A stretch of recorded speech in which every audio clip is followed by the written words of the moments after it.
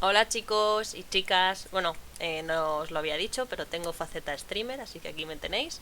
He decidido haceros una grabación con las explicaciones de los problemas de genética que hemos estado viendo esta semana, básicamente porque aunque yo sé que es fácil, aunque es fácil, yo sé que hay muchos conceptos nuevos, entonces os puede costar un poco pillarles el tranquillo al principio. Entonces es importante que tengáis bien claras lo que hemos estado viendo esta semana, básicamente porque a partir de aquí se va a complicar un poco y entonces se os va a ir haciendo bolas si no lo entendéis. Entonces, os voy a grabar las explicaciones, os las voy a subir al Classroom y así las podéis ver las veces que os dé la gana, por si tenéis dudas haciendo los problemas, ¿vale? Así que nada, a ver qué tal nos sale y ya me diréis si os ayuda. Y bueno, no se le ve porque está aquí abajo, pero bueno, aquí tenéis a un acompañante, se llama Oliver. Él va a estar aprendiendo genética con nosotros también, ¿vale? Entonces, allá vamos. Nos vamos a poner musiquita lo primero. Uy, va, la cámara. Adiós. Vamos a ponernos música porque así se trabaja mejor. Vale, entonces, lo que hemos estado diciendo es que el señor Mendel en su monasterio se aburría bastante. Vale, a ver, siempre falla. Vamos a verlo otra vez. Fallo técnico.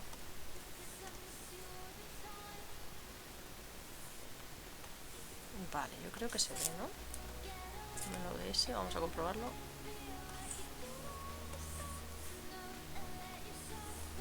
Sí, se ve, vale. Vale, pues lo que estaba diciendo. Hemos estado hablando del señor Mendel,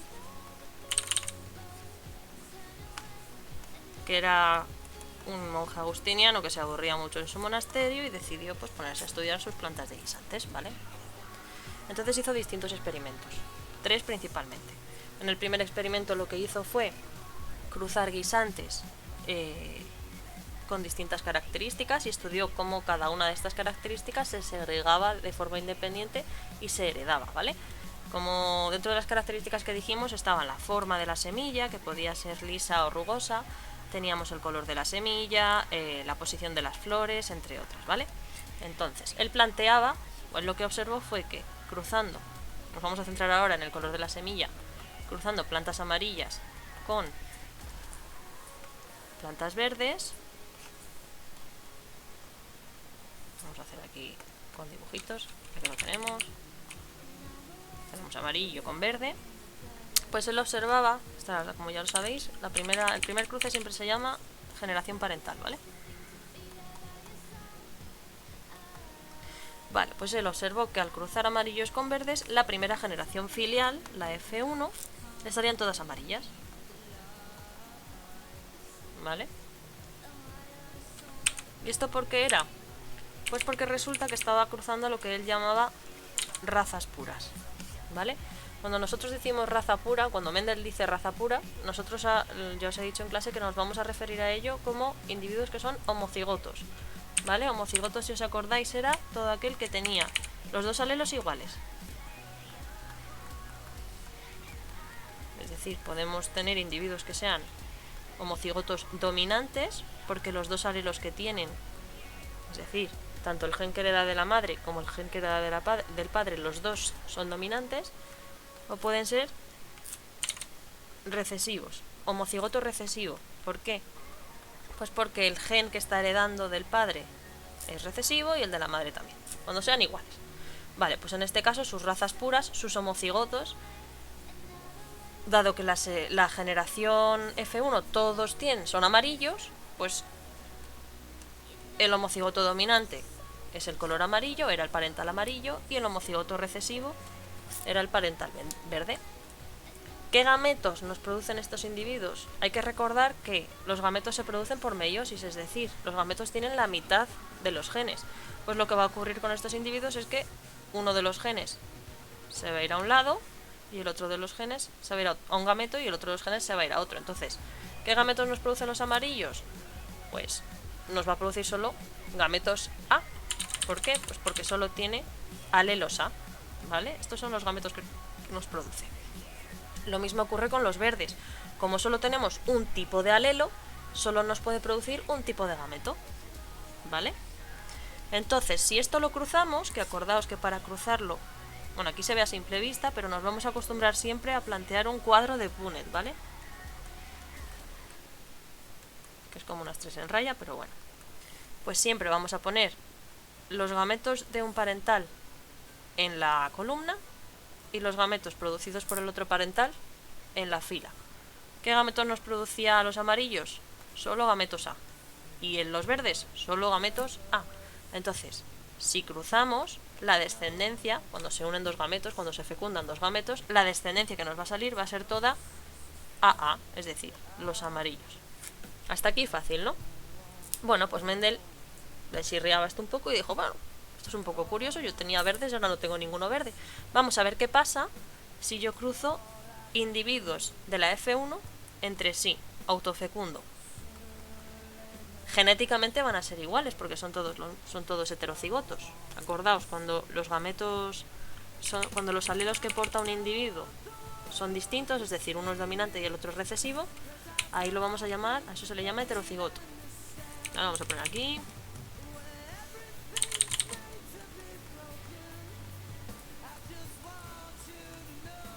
Vale.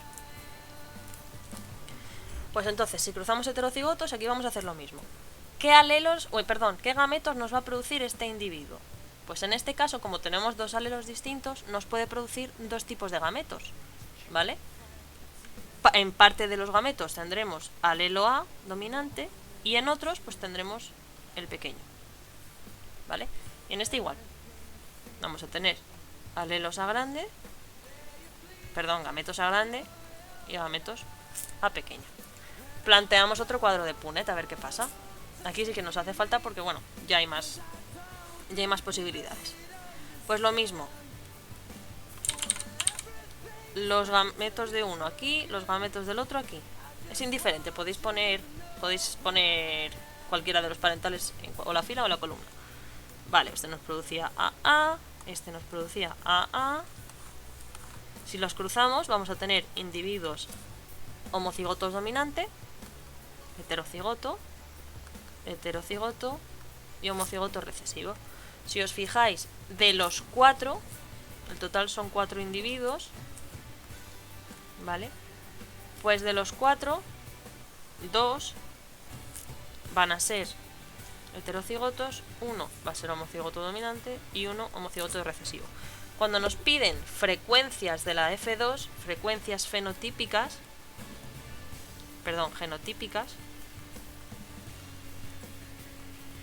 nos están preguntando por la proporción de los distintos genotipos. Acordaos, genotipo es los alelos que porta el individuo.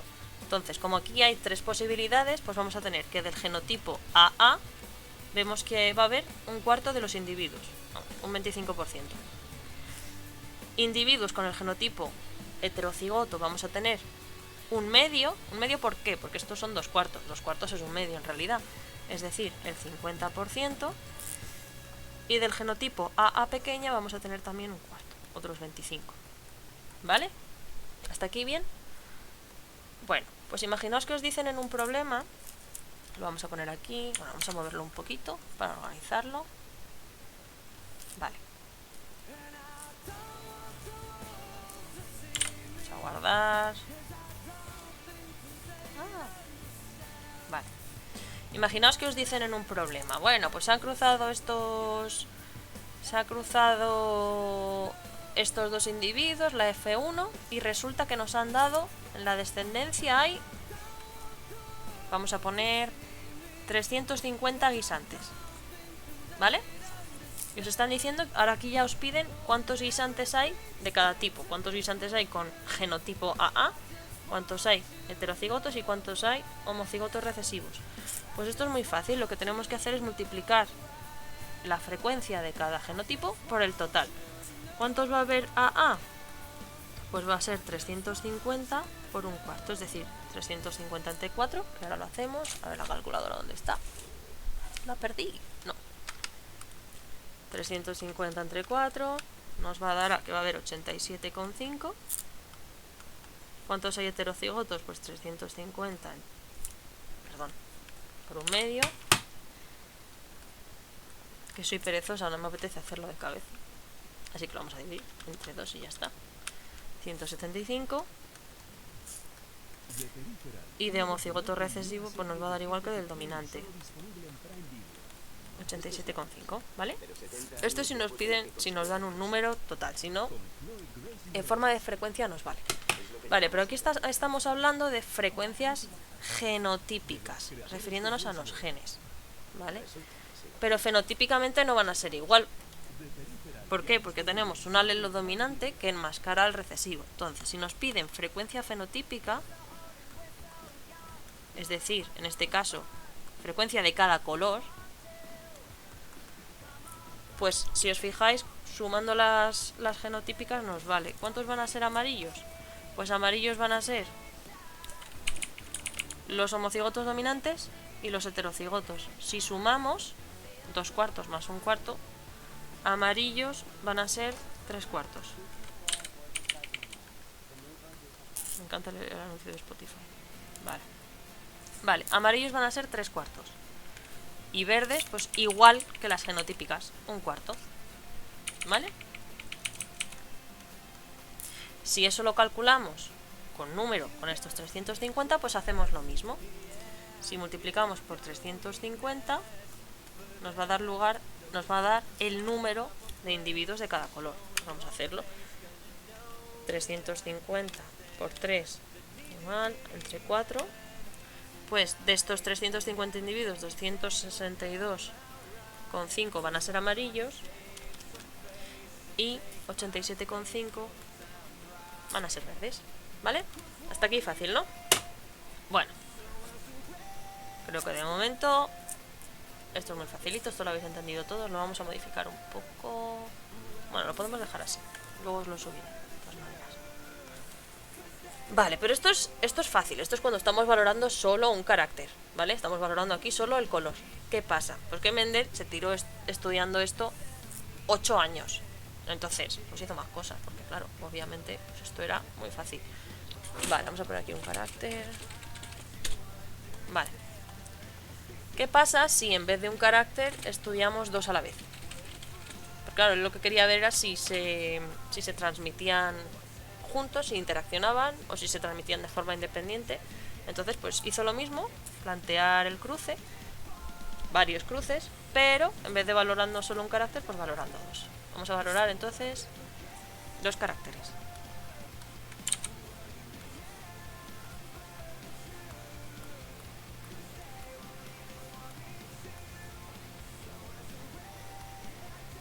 A la vez.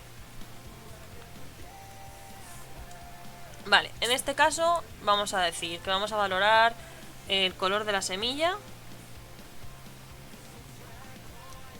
y vamos a poner los alelos que están implicados. Vamos a tener el alelo A, que es amarillo, que es dominante, y el alelo A, que es recesivo y que es verde. A domina sobre A, verde y el amarillo. Y vamos a valorar también la forma de la semilla,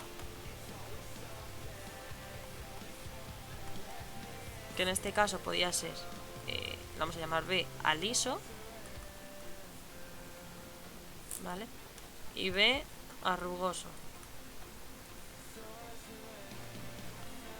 Y B, vamos, liso domina sobre rugoso, ¿vale? Bueno, pues el cruce que planteábamos en clase, si os acordáis, es que tenemos individuos que son igual, Mendel partía siempre de raza pura, de homocigotos para ambos caracteres, ¿vale?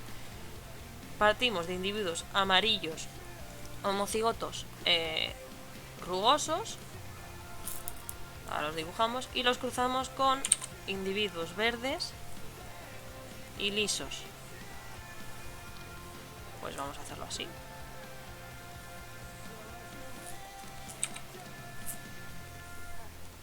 Vale. Ahí va, ya lo he liado. ¿Y qué observaba en la F1 de este cruce? Pues vamos a sacar los gametos lo primero. Bueno, lo que observaba predeciblemente, pues que todos le salían amarillos y lisos, ¿vale? ¿Qué genotipos había? Pues lo vamos a escribir aquí. Este individuo era AA BB y este individuo era AA BB. Si nosotros cruzamos los gametos, estos gametos, esto es como en el otro, ¿vale? Aunque haya dos genes, como solo tiene un tipo de gameto, porque es homocigoto, pues todos, perdón, un tipo de alelo, pues todos los gametos que nos produce van a ser AB, ¿vale? Y con este igual, como es doble homocigoto, pues solo nos produce gametos AB, ¿vale? Si esto lo cruzamos en un cuadro de Punnett, igual que antes, si os fijáis solo hay una posibilidad, más toda la descendencia va a ser heterocigota. Entonces tenemos individuos, perdón, AA, BB. Fenotípicamente hablando, pues eran rugosos, perdón, eran lisos y amarillos, ¿vale? ¿Y qué dijo? Venga, va, hombre, vamos a cruzarlos a ver qué pasa. Entonces volvió a autofecundar la F1, ¿vale? Y como soy vaga, pues no lo voy a escribir otra vez. Lo duplicamos. A ver. Vale, pues cruzó. Y valoró la F2. Vale, como este cruce ya es un poquito más complicado, como siempre, sacamos primero los gametos. Entonces, ¿qué gametos nos puede dar este individuo? Hay que tener en cuenta que los dos genes, de los dos genes, cada gameto se puede ir a un, perdón, cada alelo se puede ir a un gameto distinto, ¿vale? O sea, pues podemos tener gametos, pero siempre vamos a tener, a ver, esto que creo que es lo que no he explicado bien. Siempre vamos a tener al menos un alelo de cada carácter en un gameto, ¿vale? Entonces, si estamos estudiando dos genes juntos, pues tenemos que considerar que cada gameto va a llevar al menos un alelo de cada gen. Pues de estas posibilidades, pues podemos tener o gametos AB, o gametos AB, todas las combinaciones, o gametos AB, o gametos AB. Y con este, como es igual, pues lo mismo. Así que copiamos y fuera. Vamos a plantear nuestro cuadro de Punnett. Lo mismo.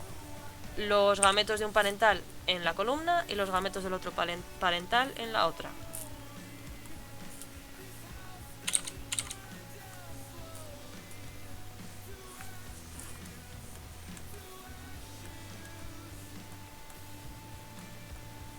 Aquí ya nos sale un cuadro más grande, 4×4, o sea, las proporciones, las frecuencias van a estar sobre 16, porque son 4 gametos por 4 gametos, ¿vale? Entonces, pues tenemos posibilidades. Doble dominante,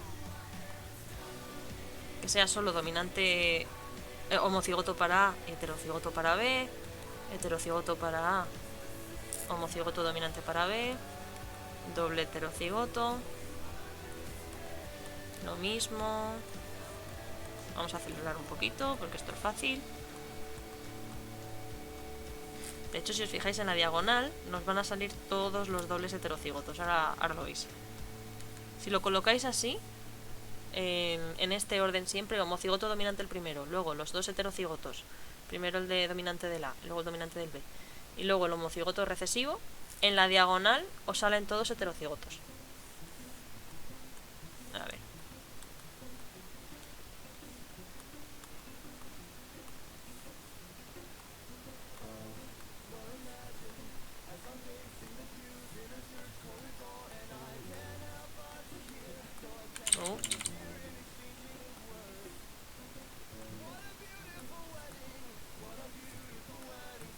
Fijaos, en la diagonal nos salen todos los dobles heterocigotos, esto es como una estrella en raya.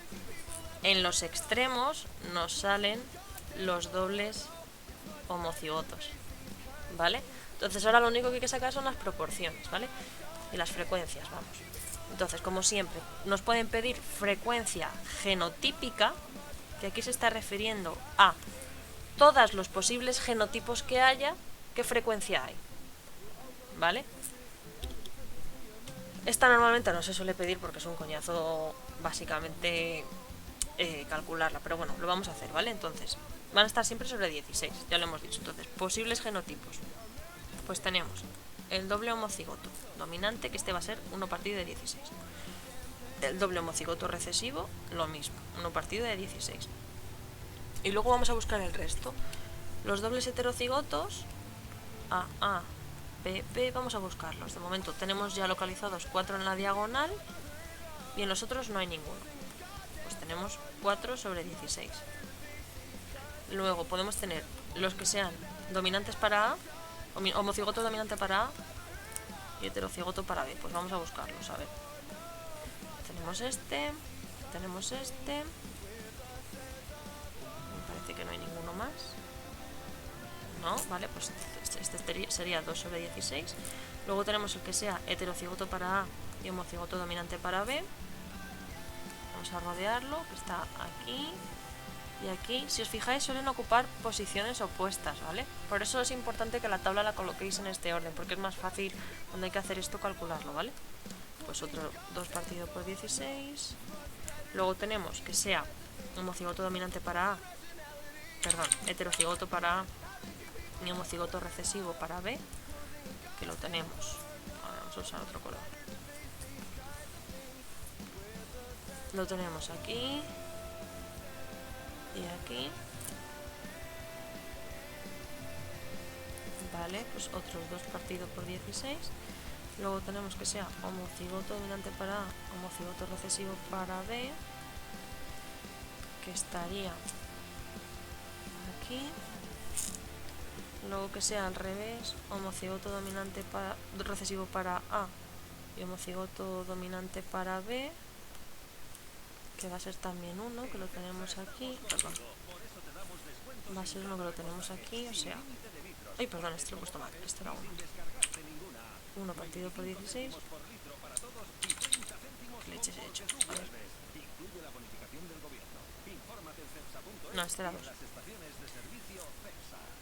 Vale, este era 1 partido por 16, 1 partido por 16.